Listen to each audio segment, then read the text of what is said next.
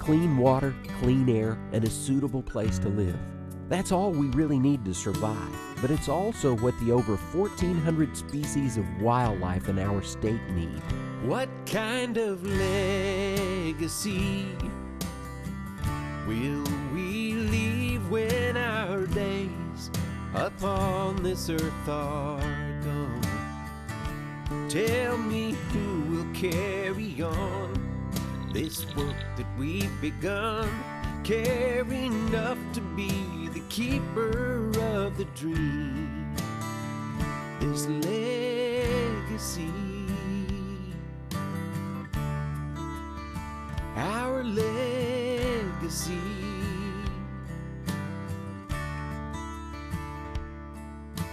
Seems like only yesterday I watched my daughter take her first steps in this world. Such a precious little girl. And through the years I've tried to teach her what's important, things she'll need to know to make her mark, and to always trust her heart. What kind of legacy will we leave when our days upon this earth are gone? Tell me who will carry on this work that we've begun, caring enough to be the keeper of the dream, this legacy. Our job as an agency is to make sure that we keep every species that we had around for the next generation to enjoy, to have. So we're just doing our job by bringing it back, taking care of it, all the little creatures. For years now, the sportsmen of Tennessee have paid all the bills for wildlife management through the purchase of licenses and equipment to hunt and fish, even though only a relative handful of species are considered game. You might never have purchased a license, but certainly you've enjoyed seeing deer feeding in a field as daylight turns to dusk, or the cheerful songs of a warbler welcoming a brand new day. Those moments are nature's reminder that our human community is dependent on the health of the species of wildlife living all around us. What kind of legacy will we leave when our days upon this earth are gone? Tell me who will carry on this work that we've begun, care enough to be the keeper of the dream, this legacy. Our legacy.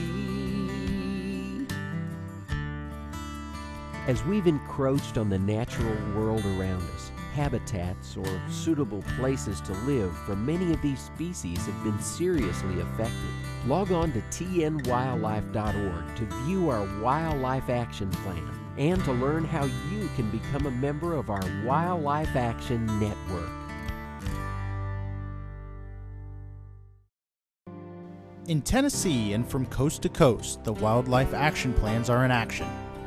In the last year, state fish and wildlife agencies and our key coalition partners have raised the profile of wildlife conservation, increased support among key leaders, and shown the importance of funding state wildlife action plans.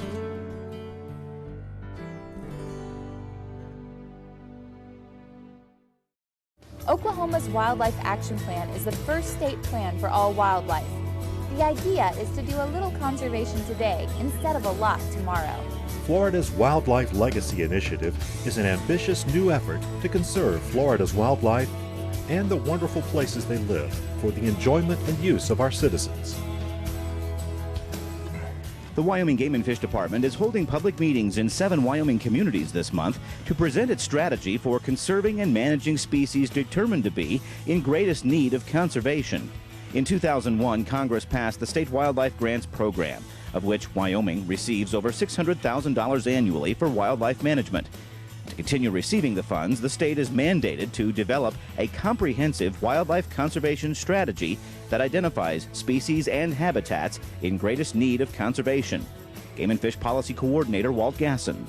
This strategy will be the strategy for our efforts in monitoring populations of these species of greatest conservation need and in developing conservation actions to guarantee their future in Wyoming. A strategy that will largely guide wildlife conservation decisions in Wyoming for the next 5 years is now available for public review. The Draft Comprehensive Wildlife Conservation Strategy, or CWCS, is designed to produce a long-range conservation plan to satisfy requirements of the federal state wildlife grants program. There's no getting around it. Either we have adequately sized pieces of healthy habitat, along with strong populations of both game and non-game species that are the direct result of comprehensive management activities on the ground, or we have problems. Problems that come when the government is compelled to step in to protect endangered species.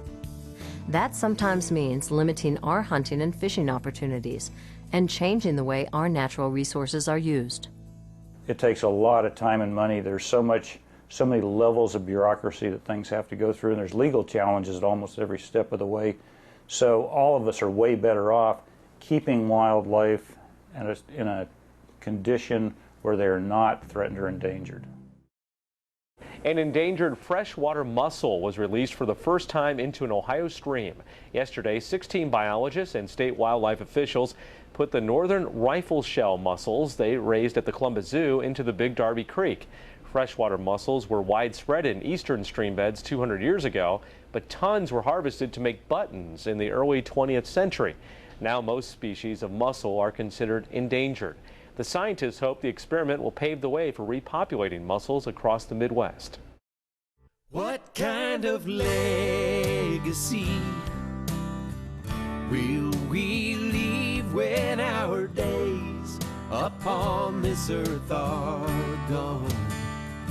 Tell me who will carry on this work that we've begun, care enough to be the keeper of the dream, this legacy. What kind of legacy will we leave when our days upon this earth are gone? Our legacy.